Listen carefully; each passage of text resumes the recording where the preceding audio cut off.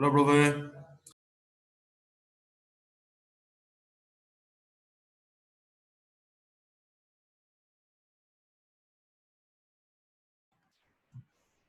¿Qué tal, señores? Hola. Hola, profe, ¿qué tal? ¿Todo tranqui? ¿Me están escuchando? Sí, se te escucha bien, profe. ¿Cómo están, señores? Muy buenas noches. Buenas noches, profesor. Se está terminando nuestro curso y hoy tenemos la última clase. Felicito a aquellas personas que dieron un buen examen y ahora tenemos que ver toda la cuestión de trabajo práctico. Aquellas personas que no pudieron presentar el primer trabajo práctico, mañana yo ya recibiré la mañana, porque mañana voy a estar procesando todo ya para remitir a la universidad. Entonces, aguardo hasta mañana, ¿está? ¿Me están escuchando? Sí, profe. Sí, profe, se te Bueno, escucha. estamos entonces. Creo que la mayoría presentaron, pero si hay algunos que no, por haber razones, no pudieron presentar en la plataforma. Yo intenté abrir, pero ya está cerrado, por demasiado tiempo transcurrieron. Entonces, bueno, estamos entonces. Hoy vamos a ver un tema para complementar un poquitito todo lo que vimos y que le va a servir para la central eléctrica, son los equipos auxiliares de una central térmica de vapor. La parte de intercambiadores yo le di una introducción días pasados, antes de hornos, y no quise darle más problemas, quise más bien darle esta información que le va a servir para las centrales eléctricas posteriormente. Sea quien sea el que les enseñe, entonces, por lo menos para que ustedes puedan desenvolverse. ¿Estamos? Bueno, vamos a ver entonces. ¿Están viendo mi pantalla? Sí, profesor, se ve. ¿Sí? Sí, profesor, se ve bien. ¿Ya se ve? Sí, máquinas térmicas, dice, Sí, equipos señor. auxiliares. Bueno, los equipos auxiliares de una central térmica de vapor. Bueno, básicamente nosotros vamos a encontrar un circuito de este tipo.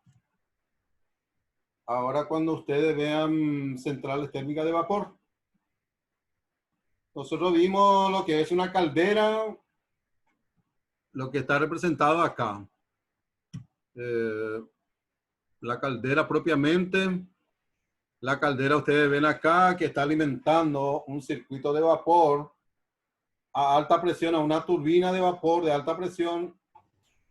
El vapor trabajado en esta turbina de vapor retorna a la caldera, se recalienta y vuelve otra vez a la siguiente turbina, que es una turbina de media presión. Y de la turbina de media presión ya pasa directamente a la turbina de alta presión. Como nos estamos preparando para una central eléctrica, entonces la turbina de vapor está acoplado a un generador síncrono para generar energía eléctrica en una central. Y ustedes verán acá la salida de este generador está acoplado a un transformador elevador. Y el transformador elevador entonces conecta con la barra para la línea de distribución. También es importante mirar un poquitito acá todos los detalles que ustedes pueden ver, lo que ya vieron. Entonces, porque hay algunas cosas que vamos a ir repitiendo con más detalle que tal vez no vimos. Entonces vamos a ver ahora, tenemos la caldera propiamente y vamos a ver algunos equipos auxiliares de lo que hace parte a las calderas, lo que hace parte a la parte de vapor. Ustedes ven acá estos elementos que son elementos condensadores, como ustedes pueden ver acá, son precalentadores de agua alimentación. De acá viene el vapor trabajado, hay una extracción de vapor y esto viene, se recalienta nuevamente a la caldera y retorna nuevamente al circuito de vapor.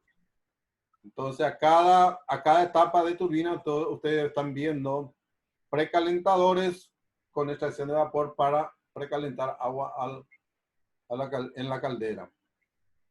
Esta es una forma de enfriamiento, con torre de enfriamiento para los precalentadores. Entonces, o sea, también llamados condensadores, que son unos intercambiadores de calor.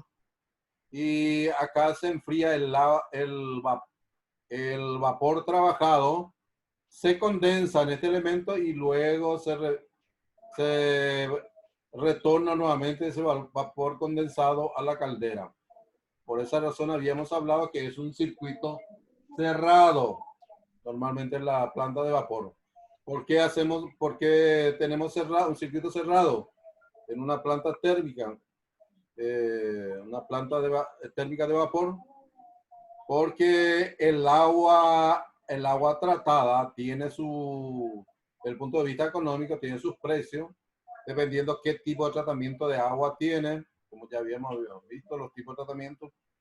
Entonces, no conviene tirarlo a la atmósfera. Además, con tirar vapor, agua caliente o vapor a la atmósfera, también está limitado por las cuestiones ambientales. La misma cosa ocurre con el sistema de enfriamiento. El agua caliente no se puede tirar, o sea, no se debe tirar. Por ejemplo, en un lago o un río, si está cerca, si la central térmica si la planta de vapor está cerca de un río o lago, entonces no conviene tirarlo directamente al río o al lago. ¿Por qué? Porque vamos a afectar la fauna etícola, o sea, el agua caliente puede matar los peces que vienen en esos ríos o lagos. Razón por la cual se tiene que preenfriar el agua a través de puede ser una torre de enfriamiento, puede ser unos intercambiadores y finalmente eso se retorna al circuito. Bueno, acá tenemos el corte de una planta térmica de vapor. Es decir, por un lado tenemos como ustedes ven acá, la sala de calderas. Por otro lado, acá tenemos la sala de turbogrupo, o sea, donde están instalados los turbogeneradores de vapor. Esta es la parte donde está la sala de máquinas, donde están instalados los turbogeneradores de vapor. Como ustedes verán acá, en toda sala de máquina, normalmente está instalado un puente grúa. ¿Para qué ese puente grúa? Inicialmente para el montaje de las máquinas y posteriormente se utiliza para mantenimiento. Por otro lado, tenemos acá, normalmente está la sala donde están ubicados los tableros, tablero de control de los turbogrupos, los paneles de control de generación y también están los paneles de los equipos de maniobra. Equipos de maniobra serían los interruptores, seccionadores, etc. Y sus equipos de protección. Acá tenemos este pórtico donde vienen a sujetarse los conductores de la línea de transmisión y ahí se conecta con la parte el transformador, conecta con la parte de alta tensión de la línea. ¿Por qué alta tensión? Porque normalmente los turbogeneradores generan una tensión no muy alta para la transmisión de energía. razón por la cual si nosotros transmitimos a una tensión de generación, por ejemplo, 13.8 o 15 o 18 kV, eso es una tensión muy baja como para realizar la transmisión con esos niveles de tensión, razón por la cual tiene un transformador de potencia elevadora para conectar con la barra y entregar esa energía a la red. Bueno, entonces acá tenemos la sala de calderas. Esta es una sala, o sea, es una caldera que he alimentado con carbón mineral. Acá tenemos las tolvas donde están acumulados los carbones pulverizados. Y esto de estas tolvas alimentan los quemadores de las calderas. Por supuesto, acá tenemos en esta parte, que ustedes verán acá el número 12, se tiene una puerta por donde se puede evacuar la ceniza, que el resto de la combustión. Por supuesto, en toda central termoeléctrica de vapor, nosotros tenemos instalado la caldera del tipo acuatubular. Y esto, pues, como ustedes ven acá, la disposición de los tubos pueden ser de distintas formas. Pueden ser tubos verticales, horizontales, curvados, etc. Bueno, acá en la siguiente lámina ustedes tienen la descripción de los elementos, tanto de lo que está instalado en la sala caldera como en la sala de máquina y la subestación de distribución. Ustedes van a poder visualizar posteriormente ahora cuando van a estar leyendo, ¿verdad? Entonces, esta central utiliza como combustible sólido, tiene su depósito de carbón en bruto, tiene sus trituradores de carbón en bruto. El carbón triturado es alimentado hasta la sala de caldera, en donde otra vez tienen molinos que pulverizan ese carbón y alimentan los quemadores. En esta lámina vamos a ver la disposición que normalmente se dispone en una central de vapor. Ustedes ven acá la sala de máquina y la sala de calderas. Normalmente ambas salas de máquina son contiguas. Entonces, eso da los efectos de que el vapor trabajado y conducido a las turbinas no tenga mucha pérdida de calor. Entonces, por esa razón, normalmente la conducción de vapor no se hace a grandes distancias. Normalmente las calderas están próximos a la sala de turbogrupos. Acá nosotros tenemos en esta lámina 2 turbinas de vapor, pero en la sala de caldera tenemos 2 calderas que puede alimentar esta turbina. Dependiendo de la potencia de la turbina y también dependiendo de la capacidad de generación de vapor de estas calderas. O sea, de sus toneladas de producción horaria de vapor por hora. Entonces, puede alimentar, se puede hacer un circuito común de vapor en donde pueden estar conectados varias calderas para alimentar vapor a los turbogrupos de acuerdo a la necesidad. Párenme nomás si tienen alguna consulta, gente. Levanten sus manos. Ahí pueden hacerlo. Bueno, en esta siguiente tenemos la disposición de la sala de máquinas. Normalmente, la disposición presentada en la figura tiene la siguiente ventaja. Primero, los espacios para la maniobra de las calderas están situadas entre esta y las correspondientes turbinas de vapor Y normalmente, acá dice sin paredes, pero normalmente las paredes están para evitar los ruidos y eso de la sala de máquina, entonces tienen unas divisorias, pero tienen todos puertas que conectan con los distintos turbogrupos, de tal manera para que exista también una comunicación entre los operadores de la sala de caldera y la sala de turbogrupos.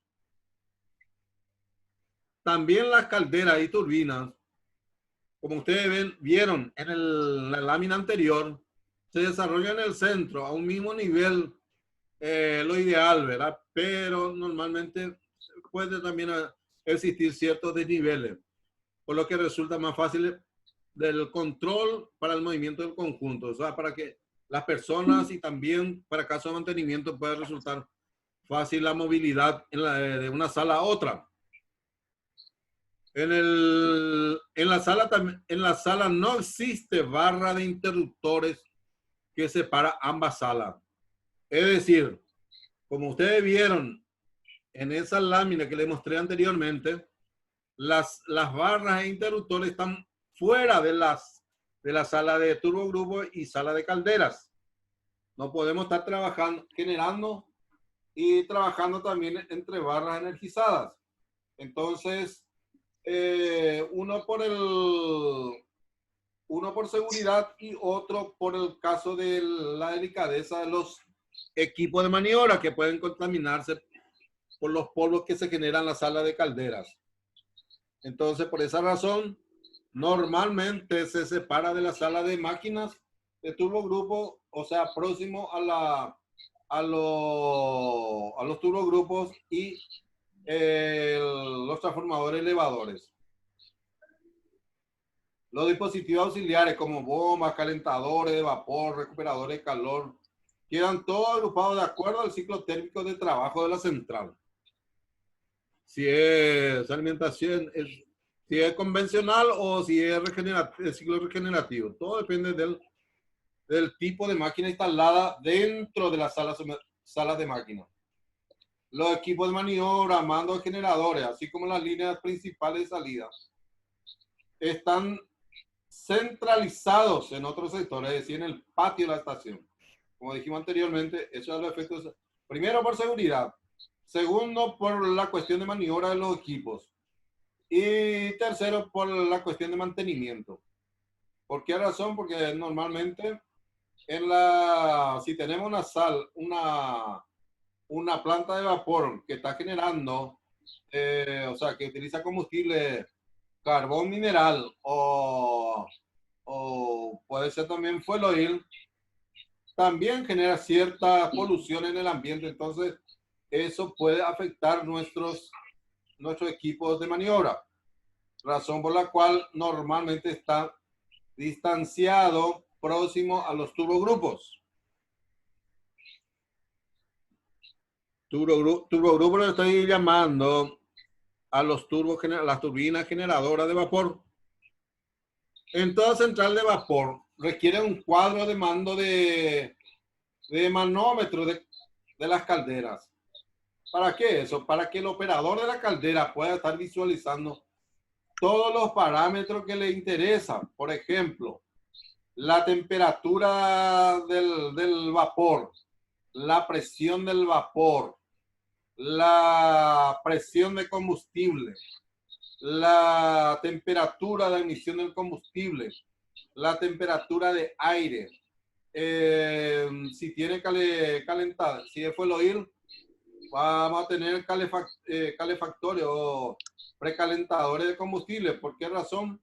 Porque el fuel oil es un combustible bastante pesado, entonces para que pueda alimentarse a los quemadores, se necesita fluidificar ese combustible para que pueda tener una buena combustión. También en la sala de máquina tiene su cuadro tablero donde se instalan los manómetros de vapor, los indicadores de tiro, manómetros de agua, contadores de vapor, de aire, registradores de presión, temperatura, etc. Los cuadros de mando de las turbinas deben instalarse de tal forma que sea visible por el operador. O sea, estamos hablando del operador de máquina, porque el operador de la central está en otro sector, con el que el operador de la turbina tiene que comunicarse. Si las condiciones del vapor no son las más adecuadas, entonces el operador le va a dar las señales correspondientes al operador de la central para que no conecte todavía la turbina. Porque ustedes saben que la turbina de vapor tiene su proceso de arranque. Y mientras no completa su proceso, no puede sincronizarse ni menos meter en paralelo con el sistema. ¿Por qué? Porque si no está en condiciones si no cumple las condiciones de paralelismo, puede haber un falso paralelo y podemos dañar nuestros generadores. Entonces ya le estoy adelantando ya un poquitito lo que es central eléctrica, ya que estamos hablando de los equipos de la central eléctrica. ¿Y por qué la disposición? También tiene que haber una facilidad para coordinar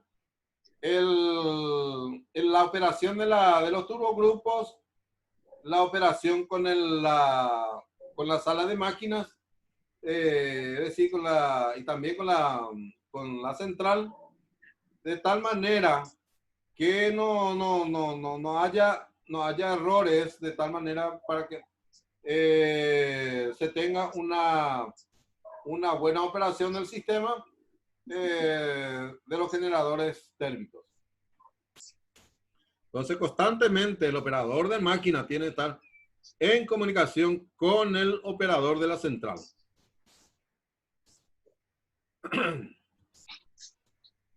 Bueno, hablando un poquitito ya de los equipos auxiliares de las centrales térmicas de vapor, vamos a mencionar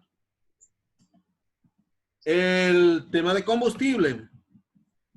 En las centrales de vapor se puede utilizar una gran variedad de combustible. Puede quemar combustible líquido, gaseoso o sólido. Sólido como el carbón, hablamos ya carbón mineral. Ya no hablamos de carbón vegetal. Entonces, los mecanismos de transporte de combustible tienen por objeto llevar el combustible que se lleva a la central desde el punto de descarga, que puede ser de una barcaza o puede ser también de camiones o puede ser también ferroviario. Entonces, a los efectos de conducir a todos los depósitos de almacenamiento para mantener una determinada reserva de combustible. Los dispositivos de transporte también dependen del tipo de combustible empleado, porque cada tipo de combustible que se utiliza en la central, como ser líquido, sólido o gas, el transporte va a ser diferente. No va a ser lo mismo el transporte de un combustible líquido con respecto a un combustible sólido. ¿Por qué razón? Porque los combustibles líquidos se tienen que recepcionar en los tanques de almacenamiento, o llamado también tanque de recepción de combustible. Normalmente en las centrales eléctricas se cuenta con tanque de almacenamiento y tanque de suministro de combustible a la central. Es decir, el tanque de suministro no recibe combustible mientras está conectado con los tanques de servicio de las calderas. ¿Por qué razón? Porque va a estar removiendo toda la suciedad que pueda acumularse en el fondo del tanque. Entonces, el combustible se recepciona y se decanta en ese tanque de almacenamiento. En el caso de combustible sólido, normalmente se cuenta con los depósitos de almacenamiento de este material para extraerle la humedad y posteriormente ahí ya se lleva al molino grueso y a través de cinta transportadora se conduce hasta los lugares donde están montados los molinos de grano más finos, antes de alimentar las tolvas que alimentan las calderas. Y el combustible gas, normalmente, o lo ideal sería conectar, digamos, con la red de provisión del combustible gas, y a través de, ahí ya dependiendo de la cantidad de caldera que cuenta la central, entonces va a tener los ramales correspondientes, normalmente de acuerdo a las dimensiones de las tuberías de alimentación, entonces se puede contar con un ramal de alimentación y otro de reserva en caso de ya sea de mantenimiento o en caso de fuga de una de las cañerías. Bueno, hablando un poquitito del transporte y almacenamiento de combustibles sólidos, podemos decir lo siguiente, que los combustibles sólidos se recepcionan en las centrales y el transporte se realiza normalmente por vía fluvial o por medio de ferrocarril hasta los depósitos de almacenamiento de la central. Entonces es más fácil contar con rieles y ferrocarriles para llevar hasta los puntos de recepción y secado de ese combustible, y posteriormente para someterlo a la trituración del combustible de acuerdo a digamos, de acuerdo al tamaño, va a ir pasando de un molino a otro de acuerdo a la granulación requerida. Bueno, el transporte de almacenamiento de combustible para las centrales pequeñas tienen los alimentadores que le llaman del tipo vaivén, transporte de cangilones, elevadores, alimentadores por correa, lanzadores de carbón, depósito de almacenamiento. Son una serie de equipamientos que está instalado. Tiene un nombre un poco raro, pero ya vamos a ir descubriendo ahora con el transcurrir en centrales. Van a ver con mayores detalles todos estos elementos. También en las centrales de mediana y gran potencia, ahí ya cambia un poquitito los equipos de transporte del carbón. Ya se utilizan transportadores a través de correa, de transportadoras mecánicas, báscula automática, torre de descarga, cinta transportadora del carbón, volquetes, trituradores, pesadores, etc. También, ¿por qué todos estos elementos? Porque nosotros tenemos que saber primero la calidad la calidad de granulometría del carbón que vamos a alimentar nuestra caldera. ¿Por qué razón? Porque estos carbones tienen que entrar medio pulverizados en las tolvas que se encuentran próximas a la caldera, y a través de se puede utilizar aire comprimido que cuenta la central, o a través de vapores también para que llegue hasta los quemadores. Eso es con la finalidad de facilitar la combustión de ese carbón mineral que estamos alimentando la caldera. Cuando la central está situada al margen de un río, un canal o un puerto, ha de tenerse en cuenta las ventajas del transporte por medio de barcazas. En estos casos, el sistema de transporte es relativamente sencillo y también más barato. Si el transporte de combustible se realiza por vía terrestre, resulta fácil. Si se cuentan los medios de enlace, o sea, el camino, ¿verdad? O rieles para enlazar el transporte, el movimiento de estos ferrocarriles. Y disponer adecuadamente del cargadero, depósito, entrada de combustible a la central, de tal forma que el transporte se efectúa por el camino más directo, sin cambio de dirección ni falsa maniobra, porque normalmente estos materiales son bastante pesados, entonces, cuando se está recibiendo. Entonces, tiene que facilitar para llegar hasta los punto de almacenamiento y luego para su trituración.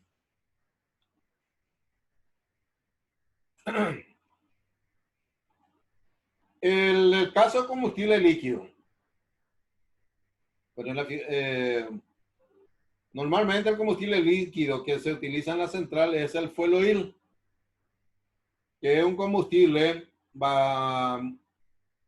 bastante pesado, razón por la cual puede recibirse por medio de un oleoducto o utilizando camiones cisterna o vagones cisterna que llevan hasta un apartadero en el que una bomba de desagote los vacía en un tanque de recepción cuya capacidad normalmente es superior al del cisterna.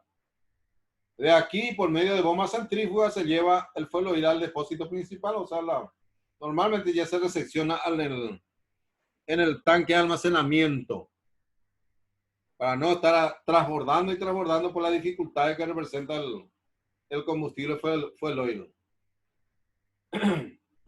Entonces, el depósito principal casi siempre son tanques cilíndricos que almacenan combustible para el consumo normal, dependiendo acá dice 3 a 6 meses, pero depende de la capacidad de la central y los megavatios generados por la central. O sea, básicamente va a depender de su consumo específico y consumo diario, semanal, mensual. Por eso es importante que el jefe de la central lleve un histórico de cuánto consume las calderas instaladas en la planta de vapor, cuántas calderas normalmente está trabajando diariamente, cuántas toneladas de vapor horas está generando las calderas y cuántos megavatios hora está generando la central. Entonces, con esos datos se puede calcular el consumo específico de la central y también estimar cuánto tiempo va a durar el stock de combustible recepcionado en los tanques de almacenamiento. Es importante tener en cuenta, ya creo que ya hablamos, pero no obstante voy a mencionar nuevamente el consumo específico de combustible de las turbinas de vapor a través de sus calderas. Como las calderas siempre está, cuando paran los turogrupos porque nos hace falta estar generando, entonces se reduce la cantidad de unidades generadoras en las horas de menor demanda. Entonces, normalmente las calderas quedan en servicio porque normalmente el stand-by de los tubos, las turbinas generadoras duran corto tiempo cuando tenemos un sistema eléctrico a base de generación termoeléctrica. Ahora cambia si tenemos también una combinación de generación termoeléctrica e hidroeléctrica. Pero vamos a suponer que no tengamos generación hidroeléctrica, entonces las calderas en ese caso tienen que estar siempre calientes, generando vapor, de tal manera que cuando se necesita, entonces se aumenta la capacidad productora de generación de vapor.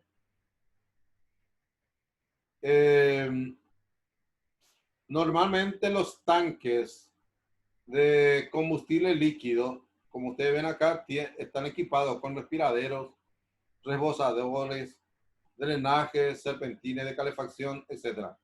Pero normalmente estos serpentines ya están separados del tanque de almacenamiento principal, están en otros sectores. También se acostumbra a construir un terraplén alrededor del depósito de tal forma que en caso de derrame por rotura de tubería u otras causas, el contenido del tanque quede depositado y no rebase la altura del dique así formado. Actualmente las disposiciones ambientales obligan a todas las centrales termoeléctricas que todos los equipos asociados a lubricantes, combustibles, tienen que tener su barrera de contención de tal manera que no contamine todo el área donde están instaladas las maquinarias. Por esa razón habla acá de un dique que no rebase la altura en caso de fuga de combustible por avería ya sea por pérdida en una de las juntas, las bridas de unión, etcétera.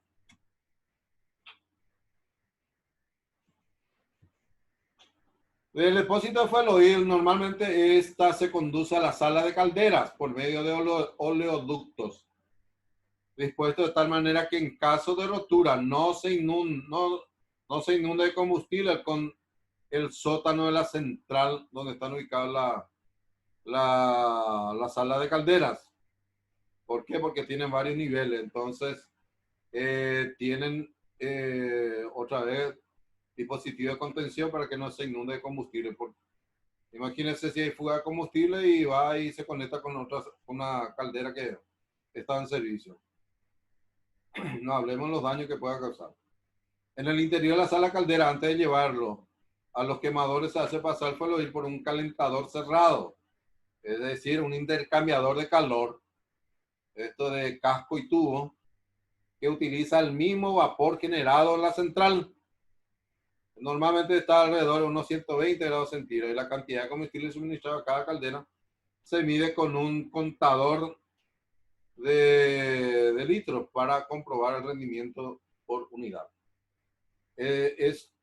A través de este contador también se puede estar contabilizando el combustible que está quemando cada unidad de caldera y los megavatios hora generados por cada turbogrupo. Bueno, acá tenemos un esquema en donde nos muestra el tanque de almacenamiento de combustible, de fuel oil, de una central térmica. Ustedes ven acá los depósitos. Acá tenemos nos muestra la sala, la caldera, los quemadores, los intercambiadores o calefactores, considerando que fue el oil, ¿verdad? Entonces, el calentador fue el oil por vapor. Acá tienen. El 17 es un contador de litros de combustible. Y acá tenemos los quemadores, que son los números 18 y la 20 de la caldera propiamente. Bueno, si tienen alguna pregunta, párenme.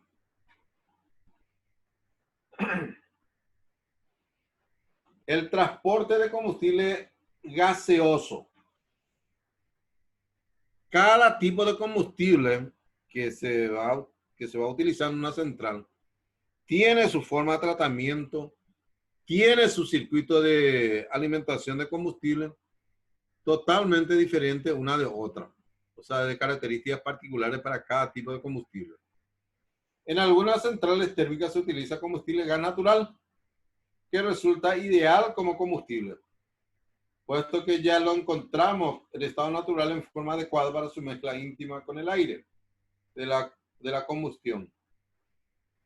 Con el desarrollo de los gasoductos a presión se ha podido utilizar en lugares alejados de los yacimientos productoras de gas.